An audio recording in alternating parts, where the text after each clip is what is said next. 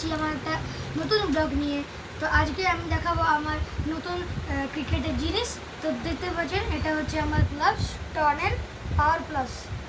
এটা খুব ভালো, এটা মানে যদি বল লাগে তো অনেক ভালো করে সাপোর্ট করবে আর কি, এটা লাগবে না বলটা। এটা হচ্ছে আমার মোজা, মানে পায়ে পরার আর কি। আর এটা হচ্ছে আমার ব্যাট এসএফও স্টার প্রুফ। আর এটা হচ্ছে আমার প্যাড লেগ গার্ড, এখানে করে ভালো ফিটিং আছে।